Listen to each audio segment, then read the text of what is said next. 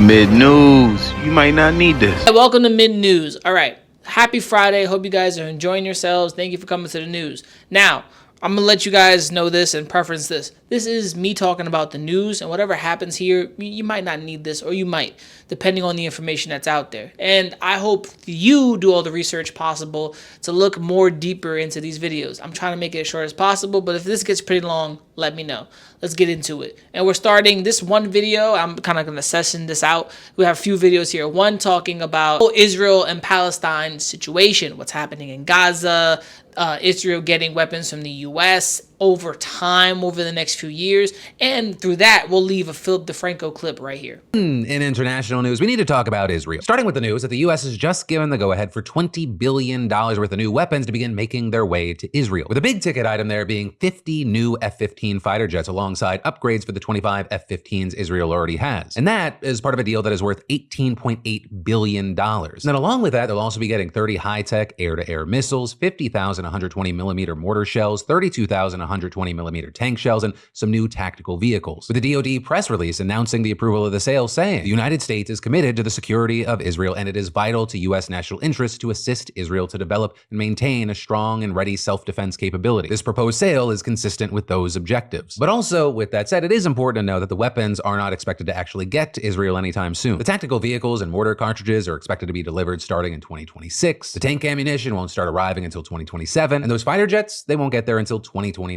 So for many, right, this isn't so much about what's going on now as much as helping Israel increase its military capabilities over the long term. But of course, at the same time, this obviously does have huge implications for what's happening right now, both in Israel and the Middle East, as well as here in the States. Starting with international, these sales, of course, come at a time when there's massive concern about Israel becoming involved in a wider regional war. Right? I mean, a couple of weeks ago, in a span of less than 24 hours, Israeli attacks killed a Hezbollah commander in Lebanon and a Hamas leader in Iran. Since then, Hezbollah and Iran have vowed revenge, though right now we're waiting to see what that's going to look like. Though notably, their Iranian officials have reportedly said that a ceasefire deal might at least get them to think twice about retaliating. And with that, ceasefire talks are actually back underway this week, though it is not as good as it sounds, right? Because reportedly, Hamas is saying that it won't take part, with the group saying there that they believe Netanyahu is, quote, not interested in reaching an agreement that ends the aggression completely, and instead claiming he is deceiving and evading and wants to prolong the war and even expand it at the regional level. And so with that, they say they'll start talking again if there is a clear commitment from the Israeli government to work with the ceasefire proposal they put forward in July. And notably there, that offer has been described as significant by a U.S. official because it appeared to meet the conditions set out in the framework outlined by Biden way back in May. And notably, that was a deal Biden said that Israel had already agreed to. But then last month, Israel presented new demands that went way beyond the scope of that framework. And this also is they haven't let up in Gaza at all. I mean, just a few days ago, reportedly an Israeli strike on a mosque and school in Gaza killed at least 93 people, bringing the reported death toll just short of 40,000. Also, an Israeli minister made a controversial visit to the holiest Muslim site in Jerusalem. And then just today, Finance Minister Bezalel Smotrich, that crazy motherfucker we talked about last week, he announced plans for new settlements in the occupied West Bank, which are overwhelmingly considered illegal under international law. And of course, all of this is you have the U.S., of course, continuing to push for a ceasefire. And also while offering some criticism, for example, condemning that visit to the Muslim holy site, but then also making it clear that it's got Israel's back. Right? For example, sending its own warships and fighter jets to the region to get ready for possible retaliation against Israeli or even American troops. And then, of course, there's the approval of these arms sales. And so with that, you actually have the Israeli defense minister posting on X thanking Secretary of Defense Lloyd Austin and Secretary of State Antony Blinken for their, quote, contribution to the strengthening of the power of the state of Israel. And of course, for the Biden administration, having members of your cabinet personally thanked by the guy in charge of the Israeli military, depending on who's looking at that news, that's either a great look or a bad look. Right? Because Biden and Harris, they've been doing their best to walk this political tightrope that's so fucking thin, I'm not sure it's really there. On one hand, these arms sales, they help fend off criticism from Republicans that Biden and Harris don't do enough to support Israel. And of course, for undecided pro-Israel voters, it could be a real difference maker. But on the other hand, it's obviously very unpopular with certain progressive voters and lawmakers who want Harris to commit to an arms embargo on Israel if elected. So, really, we're seeing that divide play out at every level across the country. Just this week, we're seeing prosecutors in San Francisco charge 26 pro-Palestinian demonstrators who blocked Golden Gate Bridge back in April, with the city's district attorney there saying the demonstration caused a level of safety risk, including extreme threats to the health and welfare of those trapped that we as a society cannot ignore or allow. But then to that, the city's public defender's office said that the DA just, quote, went fishing on Twitter for complaints about the protest, even though no one was injured and the California Highway Patrol patrol cleared the roadway with no resistance from protesters. And one attorney going on to say, the protesters are opposing American tax dollars being used to fund ongoing attacks on the people in Gaza, which the International Criminal Court has deemed crimes against humanity. And while of course that's going to play out, we're expected to see possibly bigger pro-Palestine protests in the near future. And that, in part because they're promising a massive showing at the Democratic National Convention next week, with organizers saying tens of thousands are going to show up, which of course, if that ends up being the case, we'll be seeing scenes of possible anger and disagreement at a time when Democrats are wanting to look unified. But for now, we're going to have to wait to see what actually happens and how it gets handled.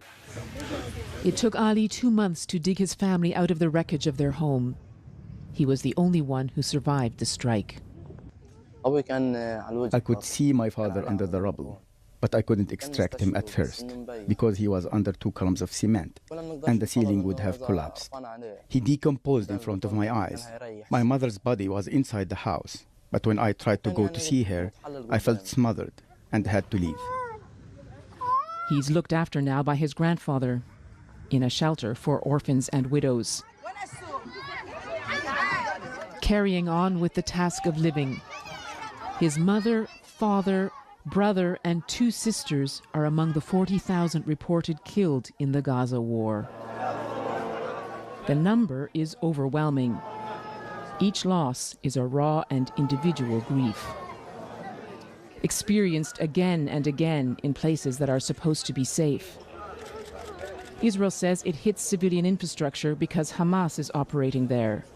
Hamas says it isn't.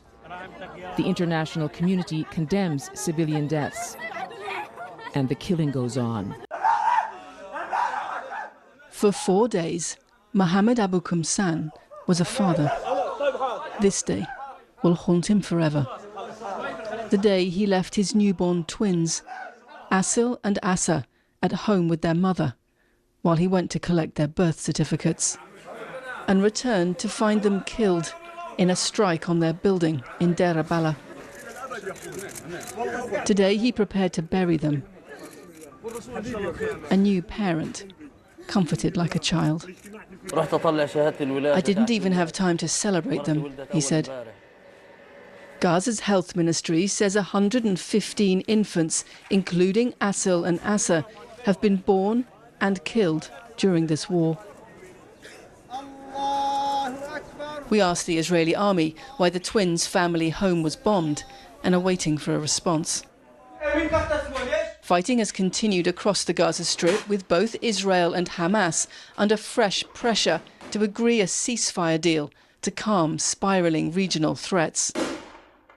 Today, Hamas released this video, which it said showed rockets being launched from Gaza towards Tel Aviv.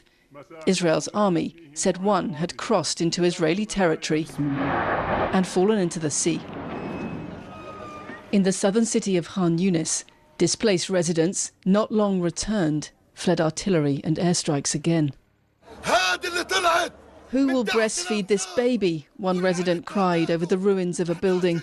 All her family were killed, even her mother. As we've just seen, the death toll has reached 40,000 in Gaza. Now, I don't know who's running Israel's information, but if they say Hamas is in one location, Hamas say they're not, they're basically striking and hitting people. I don't know who works for them, if they're fucking under AT&T or Boost Mobile or Verizon, but I've never seen some incompetence on information collecting worse than Israel. It shows that you don't know what you're talking about and people are dying. And the information that's coming out of them each time we ask them changes very, very different. Because Hamas says something, the Gazan people say something, and the Israeli people say differently. It's not fair that a son has to watch his parents die in front of him. It's not fair that a father who didn't even get a chance to celebrate his twins getting their birth certificate watch them die. It is unfair for these situations. I don't like talking about death and murder. I've experienced enough of that in my own life. I don't like the fact that these people are suffering in this war for what? Even though, yes, they've been talking about ceasefires. The U.S. has been Gaza. Hamas is trying to say, hey, don't think Israel's going to listen to a ceasefire.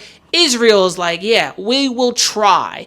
Other Hezbollah, other places like, hey, just chill out. That's all people want. Some fucking calm.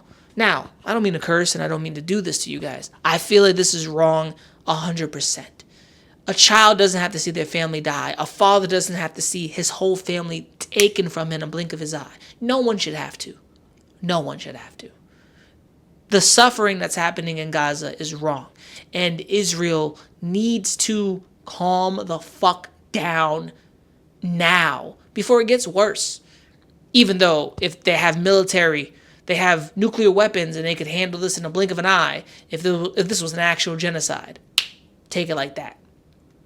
But that's not what their route is. Their route is torture and suffer. And it's unfair to the people of Gaza. It's unfair to these people just living their lives. And this war going on is going to hurt them. Thank you for watching this thank you for watching this update on what's happening. This is kind of rough. I appreciate you guys. Stay tuned for the next video and update on the rest of the news. Have a good one. Enjoy your Friday. And God bless the people of the Gaza Strip. Mid news. You might not need this.